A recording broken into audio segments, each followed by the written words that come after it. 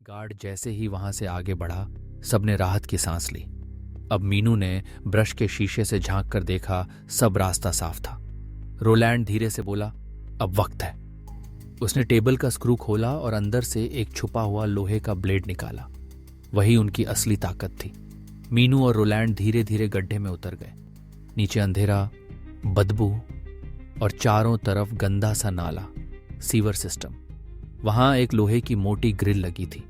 उन्होंने ब्लेड से ग्रिल काटी और धीरे धीरे रेंगते हुए आगे बढ़े। थोड़ी देर बाद दोनों जेल की बेसमेंट में पहुंच गए। बेसमेंट में कई दरवाजे थे। अचानक दो पुलिस वाले नीचे आ गए। उनके हाथ में सिगरेट थी। मीनू और रोलैंड का दिल जोर से धड़कने लगा। दोनों जल्दी से एक बड़े पिलर के पीछे छुप गए। पुलिस वालों ने आराम से इधर उधर देखा, धुआं उड़ाया और फिर चले गए। दोनों ने एक दूसरे को देखा और धीरे से राहत की मुस्कान दी। रोलैंड ने नोटिस किया, ये दरवाजों के लॉक पक्के नहीं हैं, शायद एक ही चाबी से खुल जाते हों। उसने एक आयरन रॉड काटकर उसे चाबी जैसा बना लिया। पहला दरवाजा खोला, लेकिन रास्ता नहीं मिला। दूसरा खोला, वहां भी कुछ नहीं। जब तीसरा दरवाजा खुला तो उसके अंदर एक और छोटा दरवाजा दिखा। उस पर एक अलग लॉक था। उन्होंने लॉक तोड़ने की बजाय दरवाजे का पूरा जोड़ काट दिया और दरवाजा बाहर निकाल लिया। अंदर सुअर लाइन थी, गंदी और अंधेरी, लेकिन रास्ता तो था। आगे बढ़ते गए तो एक बड़ी कंक्रीट की दीवार रास्ता रोक रही थी। रोलैंड ने हाथ से खुरच कर देखा। दीवार बहुत सॉलिड थी, लेकिन बगल की दीवार थोड़ी कमजोर लगी। उसने मुस्कुराकर कहा, अगली बार औजार लेकर आएंगे, ये दीवार टूट सकती है, यही रास्ता होगा। फिर दोनों चुपचाप अपने सेल की तरफ लौट आए। उधर सेल में क्लॉड ने देखा कि गार्ड हर सेल का दरवाजा खोल खोल कर चेक कर रहे हैं। उसने घबराकर बाकी तीनों को सचेत किया। अचानक मीनू और रोलैंड ऊपर आ गए।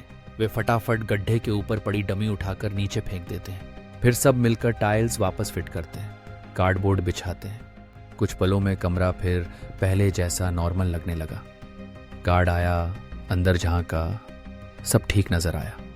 उसे समझ भी नहीं आया कि यहाँ थोड़ी देर पहले क्या क्या हुआ था। वह आगे बढ़ गया। सबने गहरी सांस ली और पलंग पर लेट गए। वेस्लीन ने धीरे से पूछा, तो नीचे क्या मिला? रोलैंड ने हल्की हंसी के साथ कहा, रास्ता है, बस हमें एक छोटी सी टनल बनानी होगी। क्लॉड ने तुरंत पूछा, लेकिन तुम लोग इतनी देर क्यों लगे?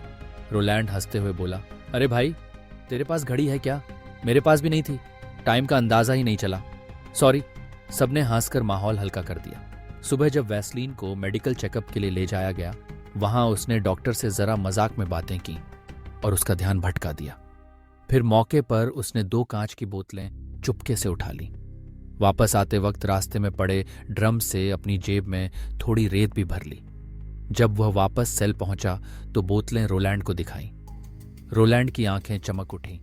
वाह, अब हम सैंड क्लॉक्स, रेत वाली घड़ी बना सकते हैं। यानी अब उनका काम और भी आसान होने वाला था। दोनों रोलैंड और मीनू ने मिलकर एक छोटा सा सैंड टाइमर, रेत वाली घड़ी बनाया। उससे उन्हें पता चलता था कि आधा घंटा कब पूरा हुआ। मतलब जैसे ही रेत नीचे गई, टिक टिक, 30 मिनट खत्म। उन्होंने घड़ी को लकड़ी पर रख दिया और टनल, सुरंग खोदने लगे। प्लान साफ था, हर आधे घंटे बाद ऊपर आओ, ताकि गार्ड्स को शक न हो। एक दिन जब क्लॉड और मीनू नीचे खोद रहे थे, ऊपर रोलैंड और जियो सेल में थे। जियो ने धीरे से रोलैंड से कहा, मैं तुम्हारे साथ जेल से नहीं भागूंगा। रोलैंड चौंक गया। क्या, पागल हो गया है क्या? जियो की आंखें नम हो गईं। पिछली बार जब पकड़ा गया था, मेरी मां को जबरदस्त सदमा लगा। वैसे ही उनकी तबीयत खराब रहती है। अगर इस बार भी पुलिस उनके पास गई तो वो शायद मर जाए। रोलैंड ने धीरे से सिर हिला दिया। वो समझ गया।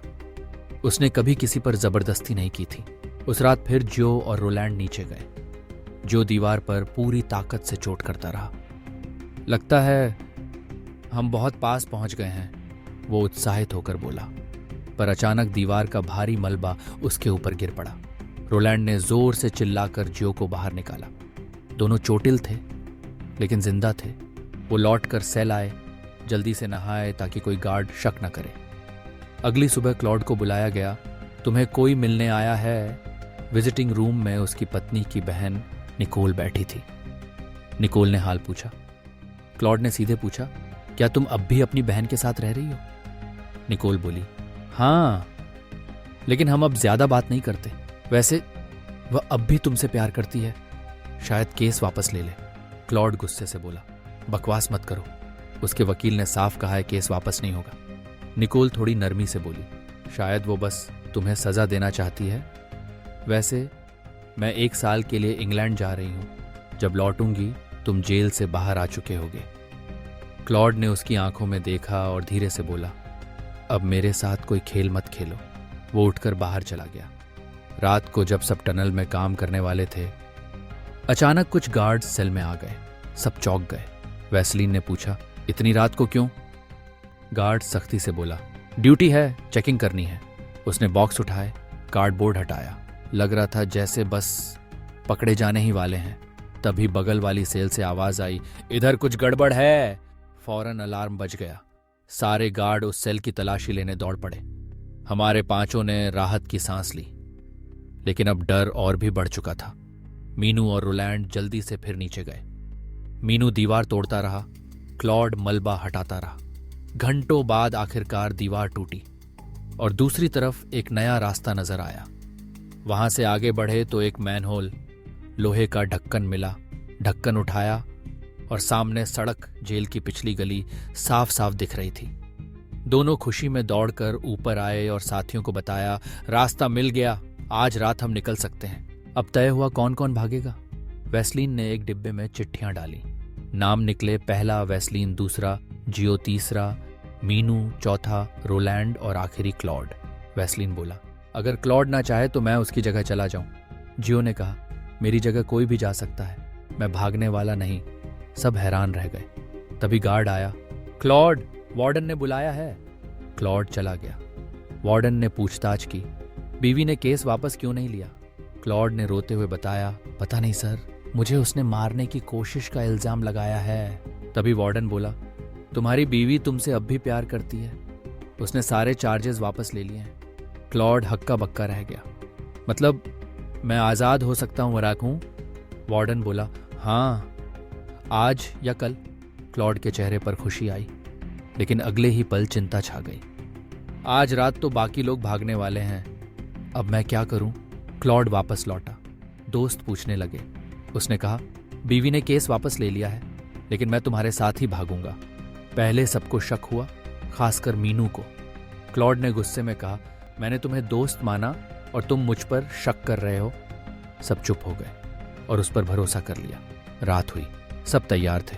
जो दरवाजे की निगरानी कर रहा था, बाकी ने कार्डबोर्ड हटाया।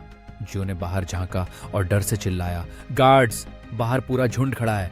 सब समझ गए प्लान फ्लॉप हो गया, और वजह क्लॉड।